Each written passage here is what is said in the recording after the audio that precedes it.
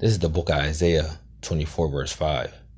The earth also is defiled under the inhabitants thereof, because they have transgressed the laws, changed the ordinance, broken the everlasting covenant. I want to give all praise, honor, glory to Yahweh, Bashim Yoshua, Bashim Rakakadash, double honors to the apostles and elders of Great Millstone. Citations to you, brothers, to the four corners of the earth, preaching his word and also laboring in his word in truth, love, and sincerity, and also a shalom to you sincere listeners. Let's read that again. The earth also is defiled under the inhabitants thereof, and under the rulership and the hand of Esau, Edom, which is the so-called white man of the Bible, the Edomites. This whole earth is defiled, man. The whole state of the earth, the people are in a state of confusion. Okay? Why? By under his rule. Okay? Because they have transgressed the laws. These people don't uphold the law, statutes, and commandments. They don't push forth the judgments, the ways of the Heavenly Father, right? They don't uphold the ways of the Bible. Okay, they do everything contrary to that. And that's why the earth, the people, the land, the animals are in the condition that it's in today. Okay? But I want to harp on something, more specifically that I'm targeting in this lesson. So it says, because they have transgressed the laws, changed the ordinance, broken the everlasting covenant. So let's go back to changed the ordinance, okay? Because the construct that Esau, Edom, right, the so-called white man, has put out there, with his so-called philosophy in his westernization mindset, has polluted the minds of the people. Okay? On something simple, dealing with, when a girl becomes a woman and vice versa, and dealing with when a boy becomes a man. Okay? Because they put in, between that, of you being a teenager, okay? Teenage years. But in all actuality, there's no such thing as teenage years, okay? Or better worded, being a teenager. Because, it goes as a boy to a man and a girl to a woman. That's just how the way things go. Okay, but here you have this construct of the ways of being, a boy to a teenager to a man, and you have a girl to a teenager, right? Or a teenage girl to a woman, which is, that middle step is just threw in there. Okay, that's just something they threw in there, which is just totally off. All right, so let's with that being said, because ultimately we're dealing with you have this big argument going on, about this whole R. Kelly ordeal. R. Kelly, having these young women, that he supposed to be laid with, or he maybe did lay with. Okay? And people's responses, remember, we're going back into their westernized mentality and the things that they were taught, that, they're underage and, you can't sleep with these young girls. They're minors, they're teenagers. You're this full grown man.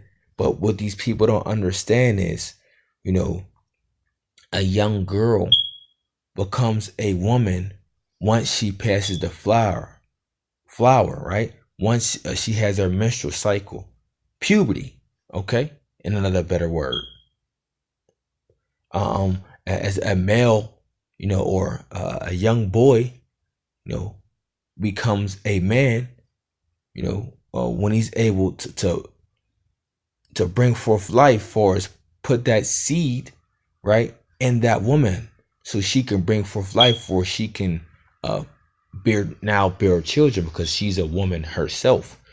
So I want to with that being said, I want to go to uh online etymology. Okay, and this is how you get the root and the origin and the meaning of words. Okay, so before you get all emotional, you know you have two ears and one mouth. The scripture says, be swift to be more ready to hear. Okay, be swift to hear and slow to speak. And a part of teaching our people, you know to come back into their way of life, their culture, their heritage, is you have to leave off that old mindset. Okay, you have to leave off from this the westernized uh, way of thinking. Okay, and with that being said, let's get this scripture before I go into that word. Um, this is the book of Job 8, verse 8, and it says, "For inquire, I pray thee, of the former age, and prepare thyself to the search of their fathers." Okay, so we're supposed to be looking back at the things that was done before us. We're supposed to be looking at the ways that were done, by our forefathers, man.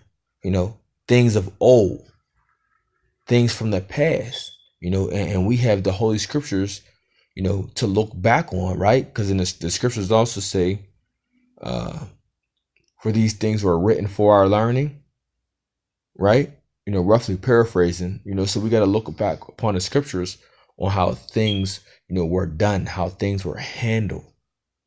Okay, how we done things amongst our culture, our traditions, and you need to take that with a grain of salt too, because just because a lot of things our traditions, and we have certain customs, we are still in captivity. So there's things that we cannot do. We cannot you know not only do, but we cannot push forth, because that's why the scriptures also say, be wise as a serpent and humble.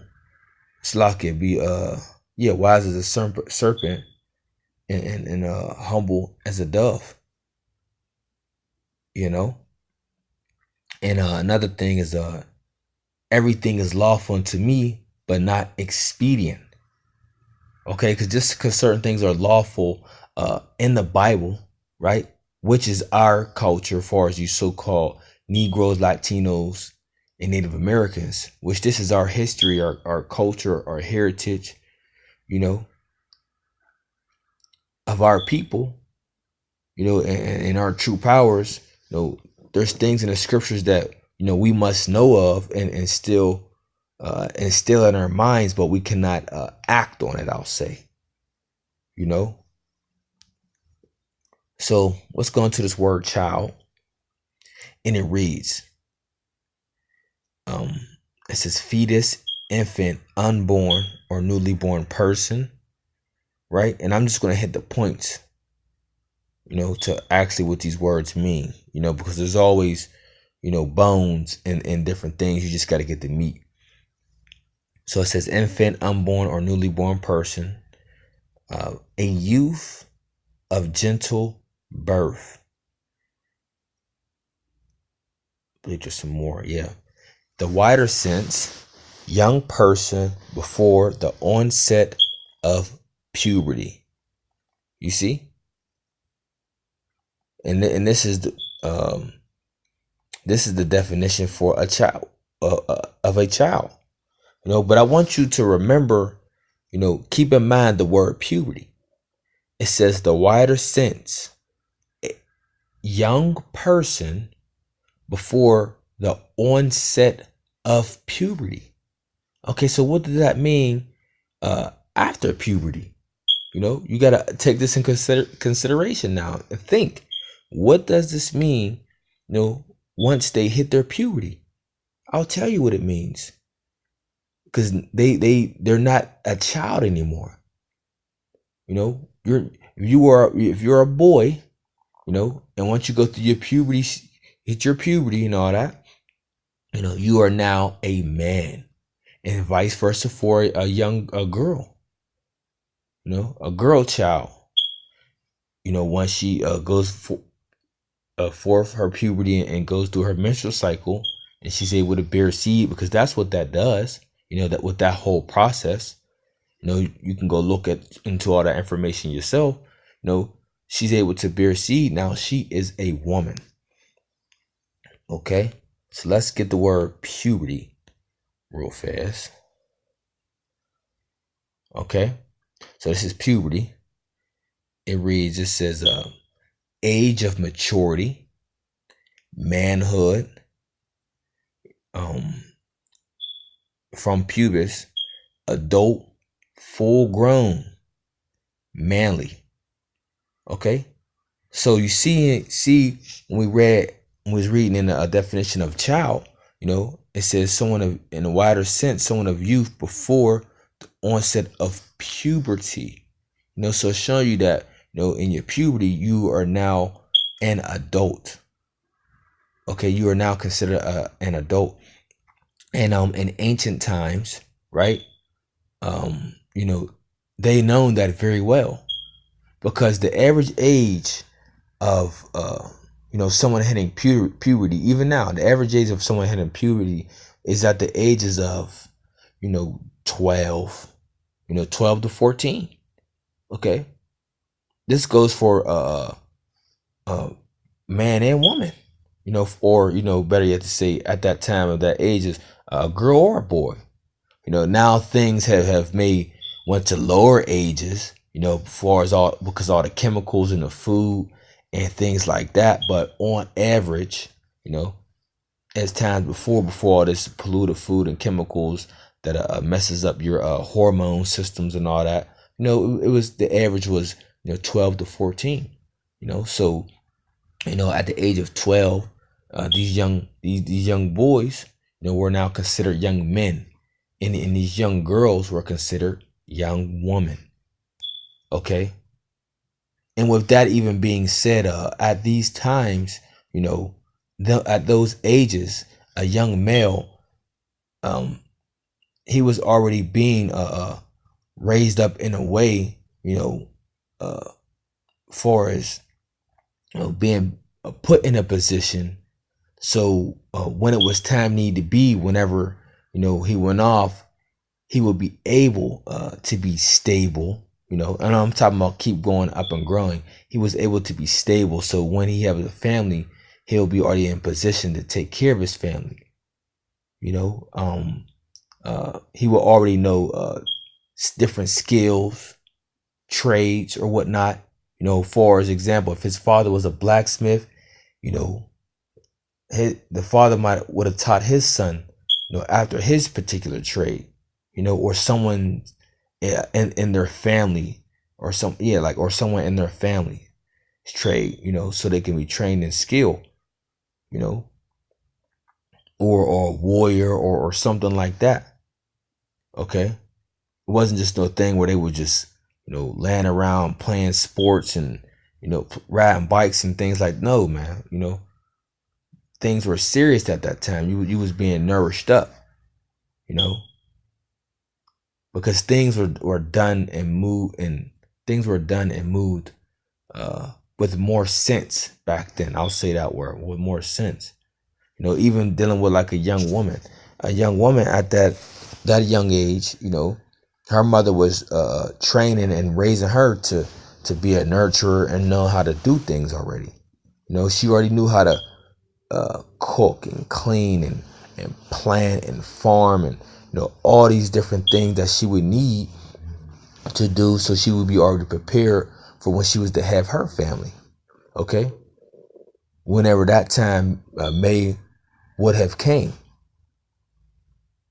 All right, And things happen. You just gotta watch older movies. If you watch older ancient movies, you can see how things was moving, uh, uh, you know, a lot faster. So your children were prepared young.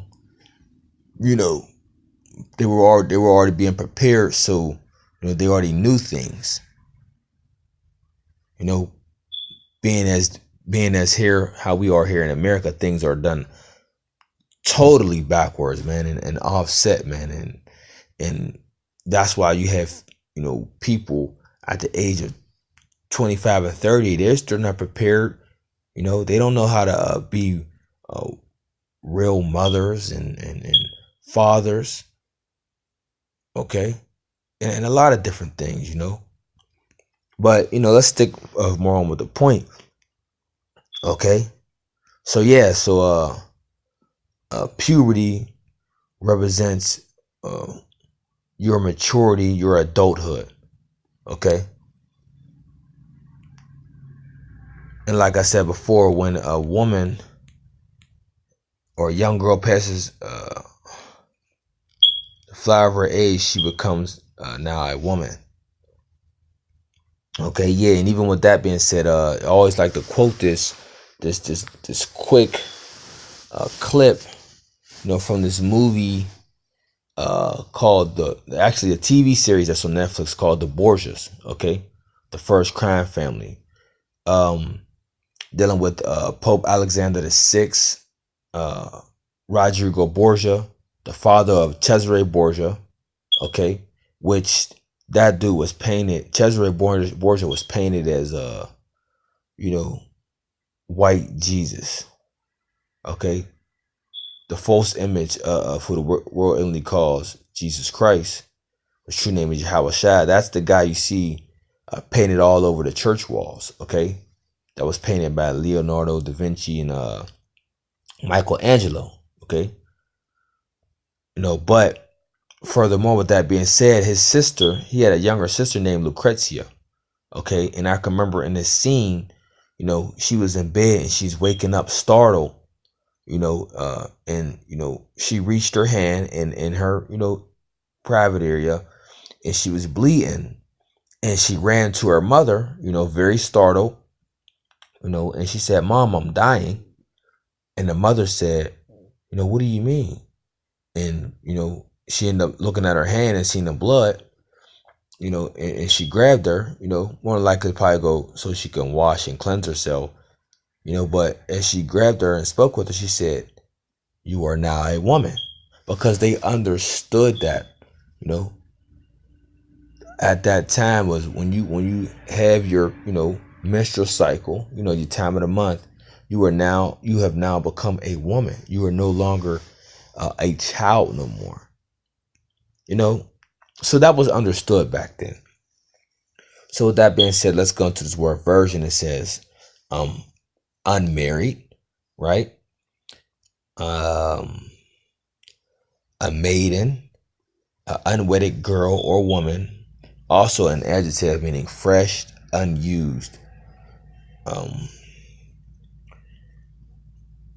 Meaning young woman, right? Because you got to understand there's two meanings of virgin, okay? A virgin can mean a young woman, right? Or a virgin can mean a woman that is unused, a woman that is fresh, a woman that didn't, have sex, okay? So it says meaning is young woman in a state of inviolate chastity. So there's more, yeah, in a literal sense, figuratively sense of pure. So that's what virgin means. Okay. And even dealing with unmarried, right? Because when you deal with marriage according to the Bible, marriage is sex according to the Bible. Okay, so let's get that real fast. Clear that out the way. Genesis 24. Genesis 24 verse 67, and it says, and Isaac brought her, I'll start at 63, Salakia. It says, and Isaac went out to meditate in the field at the evening tide, He lifted up his eyes and saw, and behold, the camels were coming. And Rebekah lifted up her eyes, and when she saw Isaac, she lighted off her camel. For she had said unto the servant, What man is this that walketh in the field to meet us? And the servant had said, It is my master. Therefore she took a veil and covered herself. And the servant told Isaac all these things that he had done. And Isaac brought her into his mother Sarah's tent, and took Rebekah, and she became his wife, and loved her. And Isaac was comforted after his mother's death. You see, so right there, it's telling you that Isaac brought Sarah into his mother's tent, and he took Rebekah, and she became his wife. So, he laid with Rebekah. Okay, Isaac laid with Rebekah, and that's how she became his wife, man. The union between two. Okay. Let's get this real fast. Genesis verse 2. Slakia.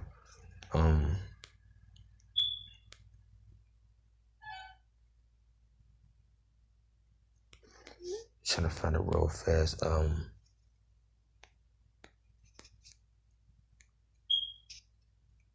Here we go.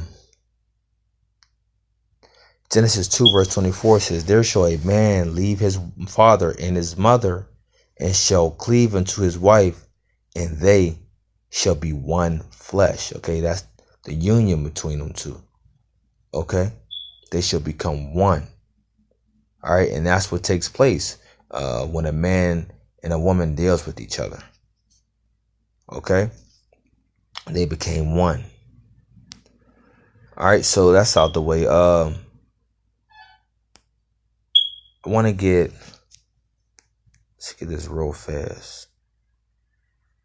Because a lot of people have a problem when we bring up this topic, but it's completely lawful. Now like I said before, everything is lawful to us, but not expedient. But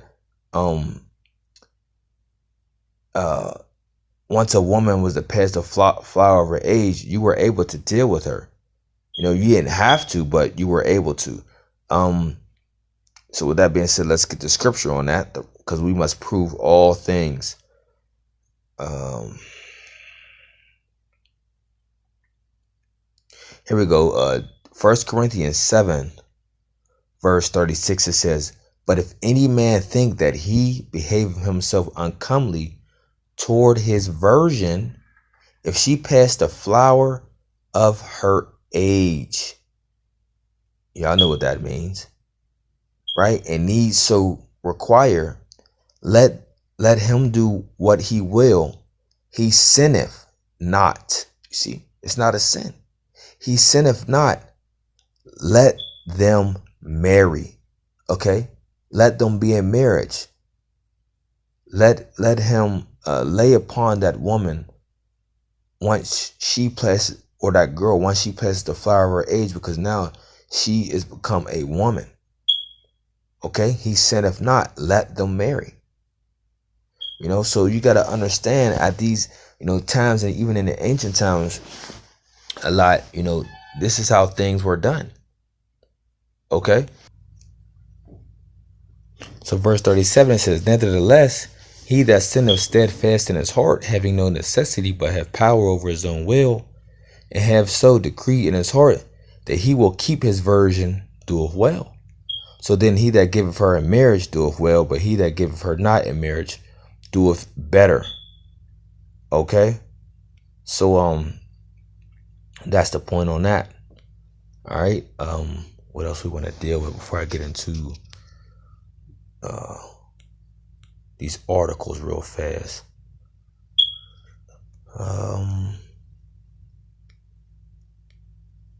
Yeah, I think that's it. So let's get into the articles. I want to touch on something quick on this one, right? Women in marriage in ancient Rome. Now we know ancient Rome went off a lot. Okay, they went off and did a lot of wickedness, but what they had right here is completely, correct. All right, and let's read it. It says, a Roman girl was considered ready for marriage at the age of 12. At the age of 14, you know.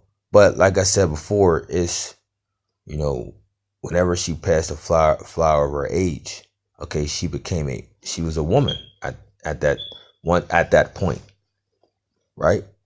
It says her father would choose a husband and conduct the required arrangements. And that's the same thing with our Hebrew Israelite culture or heritage, okay? The father would do what? He will arrange the marriage. You see? It says, including the size of the dowry with the groom's family, economic considerations in inter-family relations were far more important than love. Okay? And that was very important back then, even in our culture, man.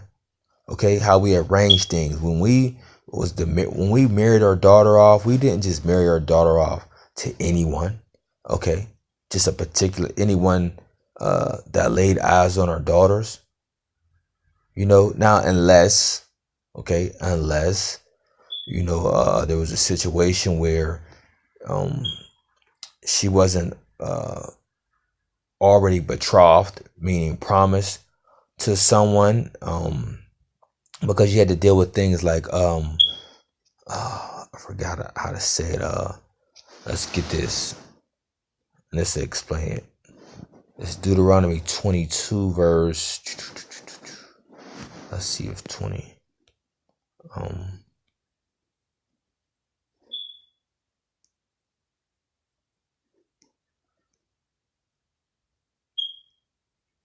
Lucky, just bear with me with one moment.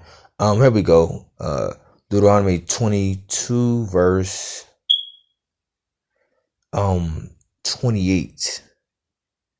It says, if a man find a damsel that is a virgin, right, which is not betrothed, meaning promised in marriage, and lay hold on her, meaning humbling her, and lie with her, and they be found, then the man that lay with her shall give unto the damsel's father 50 shekels of silver, and she shall be his wife, because he have humbled her, and he may not put her away all his days. You see? So in this particular case, you know, if your daughter, you know, was found and she wasn't betrothed, and, you know, a young man, you know, and someone wanted her, you know, a young man wanted her and he lied with her, hey, he would have to give you, if you being a father, he would have to pay you 50 shekels of silver. Okay? Because he's taking your, you know, because your daughter was a possession, so to speak, for us, like, you know, like a helper of the house, man. You know, she helped and helped around and did a lot of things, you know. So in this case, if someone took your daughter and she wasn't betrothed, right? That man will have to give you 50 shekels of silver, you know.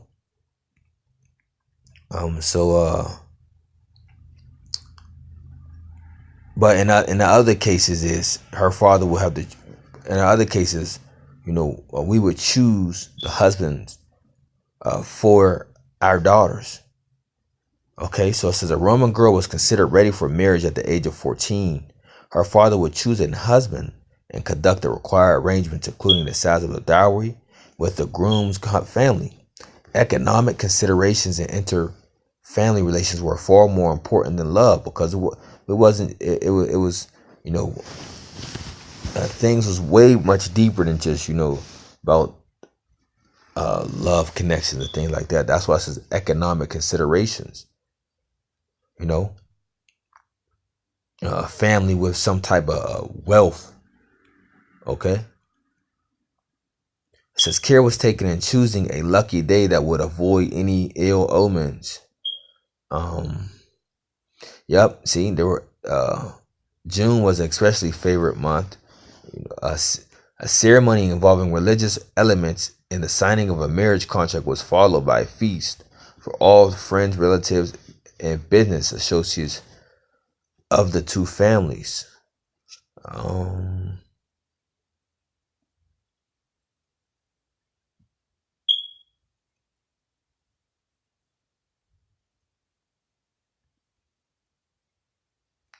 so that's the point I wanted to touch on, but this stood out because this is something that we dealt with as well. Economic considerations,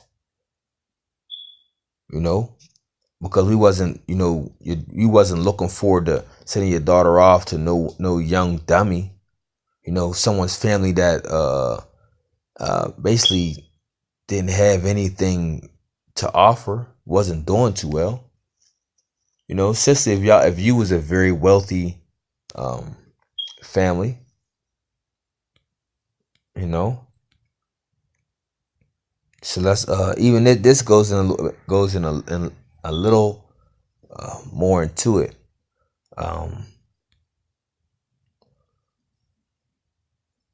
this is from the Reddit.com, and the person that says my answer is correct. This is my answer concerns Western European Christians in the latter Middle Ages, because when people read things like that with a mindset, they would be they'd be startled just looking at someone even speak like this, but it's the truth. It's the truth. I want to get up. What's the Ecclesiastes 26?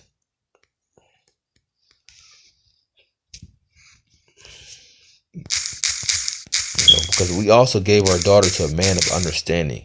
Gave her to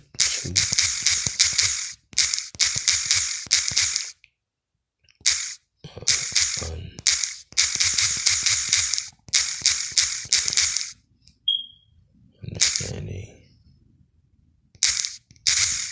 Oh boy.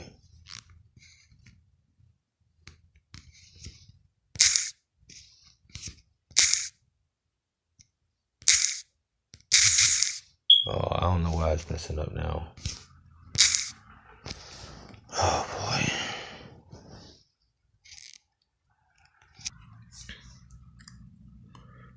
Okay, see, I found this is the book of Ecclesiasticus 7, verse 23. It says, "Hast thou children? Instruct them, and bow their neck from their youth. Hast thou daughters? Have care of their body, and show not thyself cheerful toward them. Marry thy daughter, and so shalt thou have performed a weighty matter. But give her to a man of understanding." And that's what the men did.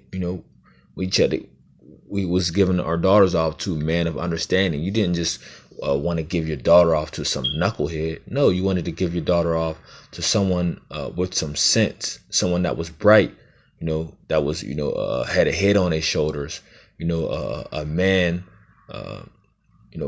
followed after the ways of the Heavenly Father, man.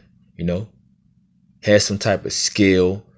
You didn't want to just send your daughter off with no broke knucklehead. And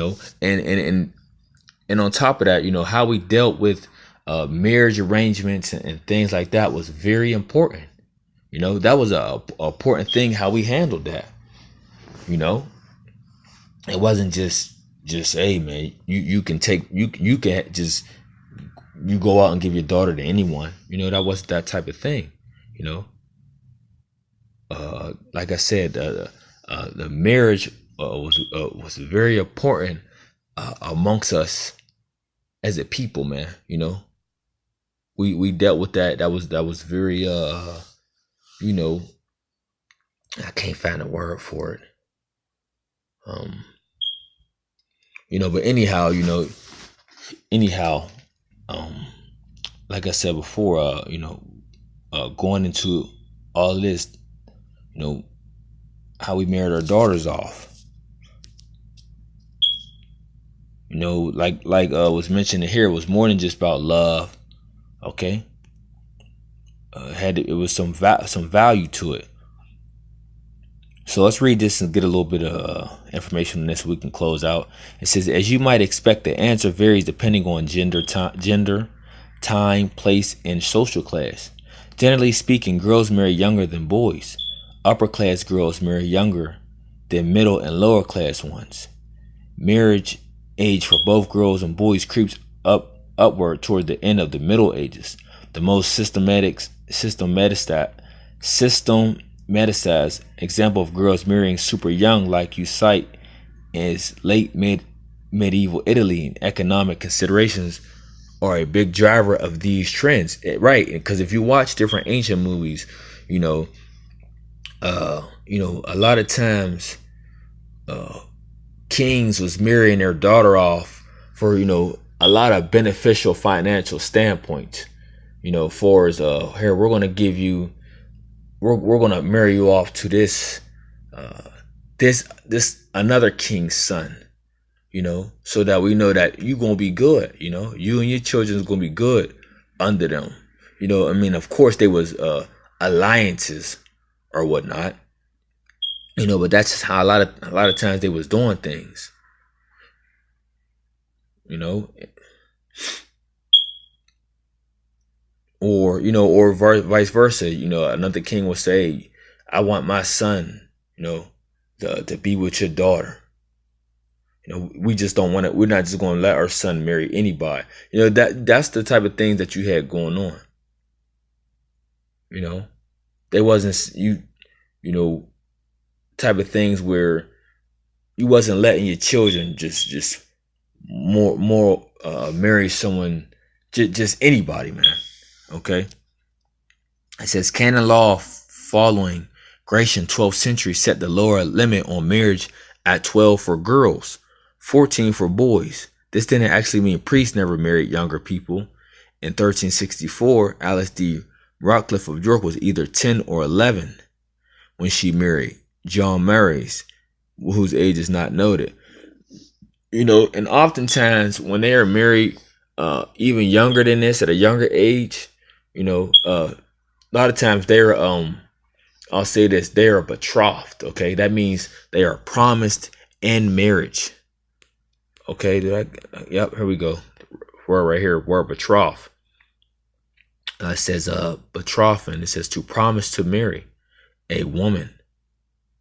Okay, in marriage to another, affiance, a betrothing. So when you hear the word betrothed, that means someone is promised in marriage. So if that girl was betrothed, to this particular man at a young age, I mean, she already belongs to him. All right. Let's go down a little bit. It says, as a result, 12 and 14 remain frequently observed lower boundaries on marriage age, although the listed betrothal age of 7 was, shall we say, flexible. See, betrothed, because that young woman, that girl was promised to him at the age of 7. Was like, look, when you get older, like, you are married, you are betrothed to him, so you're promised to him in marriage, and that man will groom you and let you get older and deal with you, as your body mature and things like that. However, that pleased him, which in most cases they waited for you to mature. All right. It says, shall we say, flexible with the church's intention that parents could not betroth their children all they wanted, but when the kid reached the age of consent, he or she could break off the potential marriage if desired. Yes, this was absolutely a power struggle between the church and secular nobility, and that's, for our heritage, that was off, man. Because why? The woman is bond to her husband as long, the woman is bonded and binded to her husband as long as he liveth. Right? 1 Corinthians 7, I believe it's the last verse. Right, verse 39 says the wife is bound by the law as her husband. It says the wife is bound by the law as long as her husband liveth. Right, so she is married to him as long as as long as he liveth. But if her husband be dead, she is at liberty to be married to whom she will, only in the Lord. Okay, so that's how it was. You couldn't just run off and do what you will. You couldn't do that, man. that wasn't allowed, a part of our heritage and our customs. Just run off and do that. Right? Like it says, he or she could break off the potential marriage of desire. Even the man couldn't do that. Now, with that being said, there's different cases on how this matter would take place. Okay, let's get the book of Deuteronomy, because there was cases where a man giving a woman a bill of divorcement. Okay, what is it, 21 or 22? Let's try 22.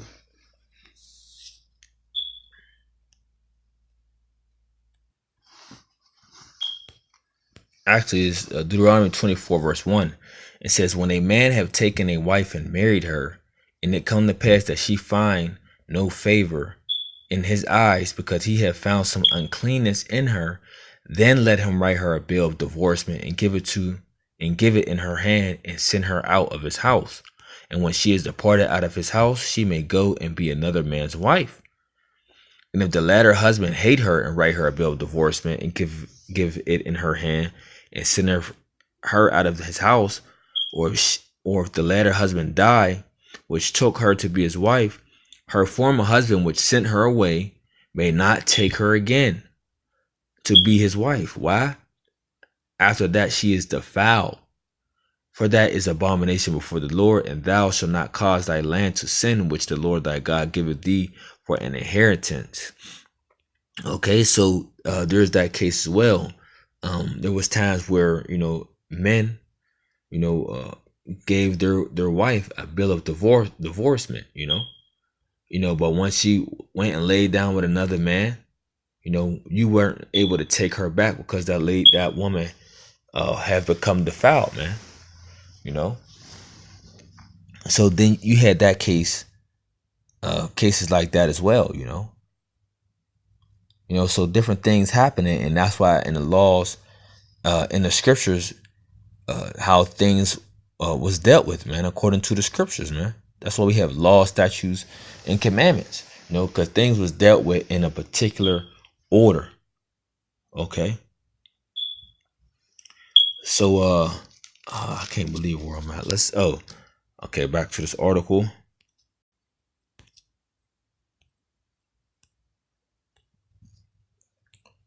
Okay, so let's read a little bit more and we'll close out. It says, beyond the very highest levels of royalty and nobility, typical marriage age was very tied to economic circumstances.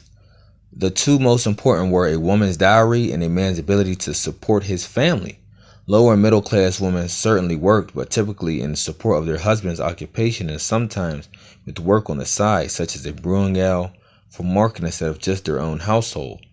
I'll talk about a couple different ways each of those factors could play out. In northern cities, young men needed to be able to work on their own to support their family before they could be married. You see? And I was speaking on this before, man. We will already be prepared and have things in effect before we dealt with those women, so we can be able to support and take care of them. All right.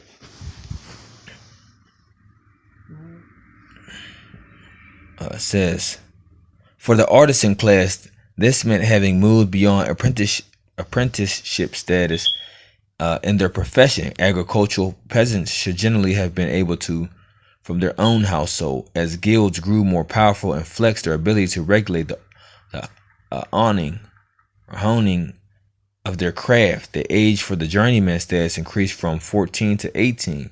Thus, the typical lower bound for marriage age for artisan level boys also rose, with many not marrying right away, so as they established themselves with a bit more money first. You wanted to make sure yourself was well suited before you started a family. Okay.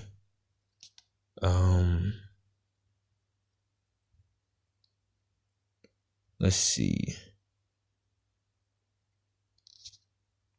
In Italy, urban and rural alike, although the pattern is much sharper in these cities, men tended to remain in his father's households much longer. While they would often get married eventually, still living in the natal home, they tended to delay the marriage further due to the inheritance laws.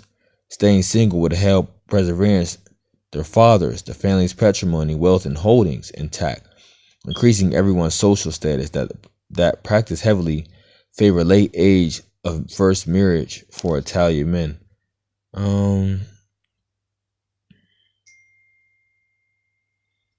Let's see.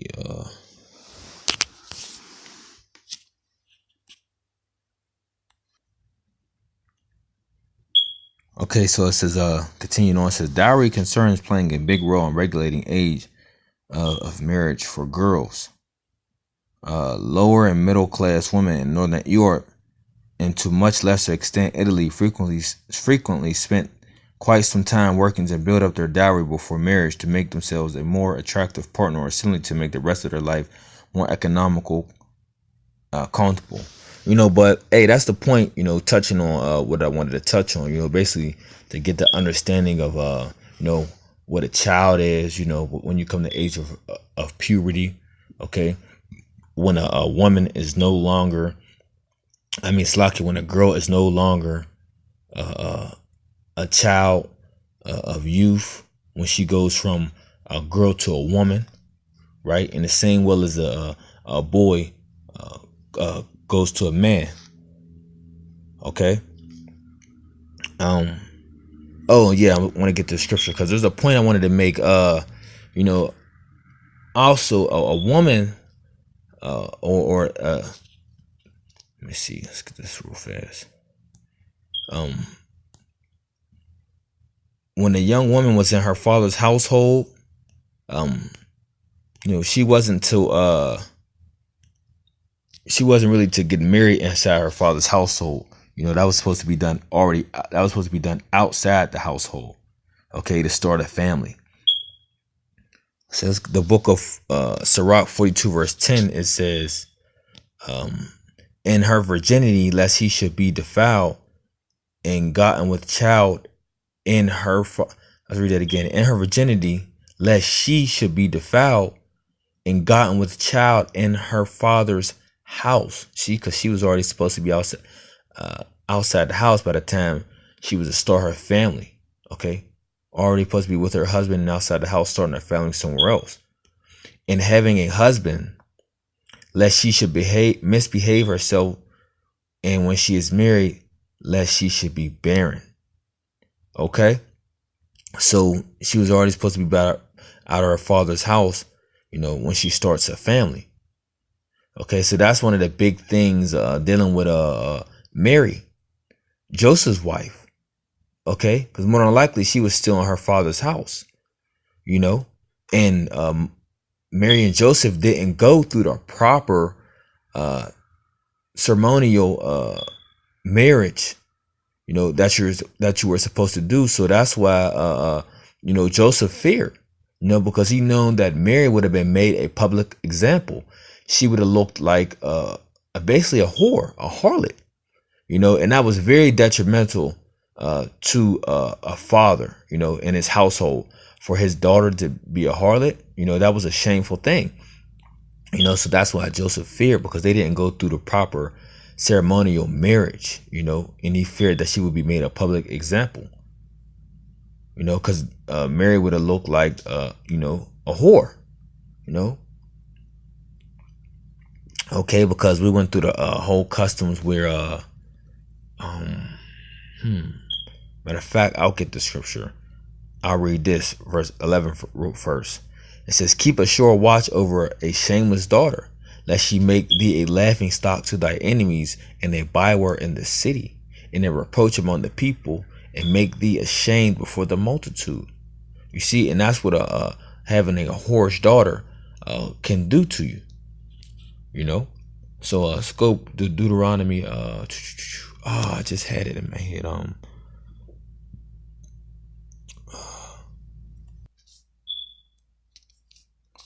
Deuteronomy 24. You know what? No, 22. And about us.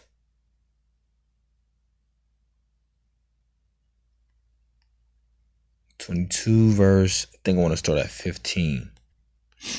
No, let's start at verse 13. It says, If any man take a wife and go into her and hate her, and give occasions of speech against her, and bring up an evil name upon her, and say, I took this woman, and when I came to her, I found her not a maid. Then shall the father of the damsel and the mother take and bring forth the tokens of the damsel's virginity unto the elders of the city of the gate. Because that's a custom that we did, to make sure that our daughter, wasn't playing the harlot. So they would have this, this basically like a sheet, a spread that they would, lie together on. And when that woman, bled on that cloth, it showed that, she lost her virginity to that man. Okay. It says, and the damsel's father shall say unto the elders, I gave my daughter unto this man to wife, and he hated her. And lo, he have given occasions of speech against her, saying, I found not thy daughter a maid. So basically, this man is trying to say that, you gave me a daughter, which was a whore. Okay. That's why he's speaking evil against his daughter. But that's why he brought the cloth up to the elders. It says, and yet these are the tokens of my daughter's virginity, and they shall spread the cloth before the elders of the city. Like, see, look, these are we have this cloth. We had this marriage session, and she slept with him. Well, he's making putting this evil name out there on my daughter. When we have the proof that she was a virgin when he's lied with her. It says, and the elders of the city shall take that man and chastise him. And that's what took place. Okay. Why? Because, what he did was he was slandering his wife, man. It says, and they shall immerse him in 100 shekels of silver, and give them unto the father of the damsel, because he brought up an evil name upon a virgin of Israel. So basically, he's calling his daughter a hoe in a new, a modern term, and he brought an evil name upon that woman that was a virgin. It says, and she shall be his wife, and he may not put her away all his days. But if this thing be true, and the tokens of virginity be not found for the damsel, right? If they wasn't able to have that cloth, then what? Then they shall bring out the damsel to the door of her father's house, and the men of her city shall stone her with stones, that she die. Why? Because she have wrought folly in Israel, to play the whore in her father's house. So thou shalt put evil away from among you. So, a woman being a whore, that was a big, that was a heavy thing, man, upon our nation, man. And it was taken very seriously, So the whole even the marriage and the customs was taken serious, amongst our nation. And I know I didn't go into it in depth, about how we dealt with each other, the whole marriage ceremonies and things like that, but I pretty much wanted to make a point on, when a girl becomes a young woman, and when a boy, and particularly when a girl becomes a young woman, but also, when a boy becomes a man. Okay.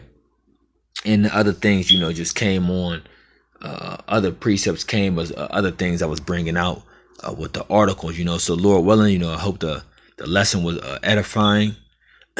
So, before I close out, we'll read this again. Betroth is the word betroth is basically being promised to marriage. Okay, to promise to marry, right?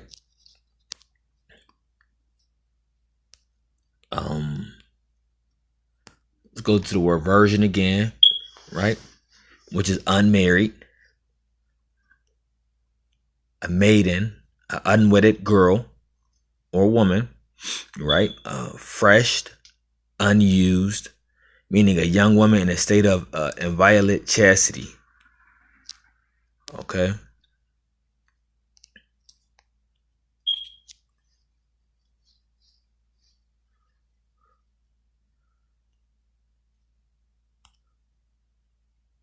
for the word child is an infant, unborn, or newly born person. But the wider sense, a young person before the onset of puberty. Okay.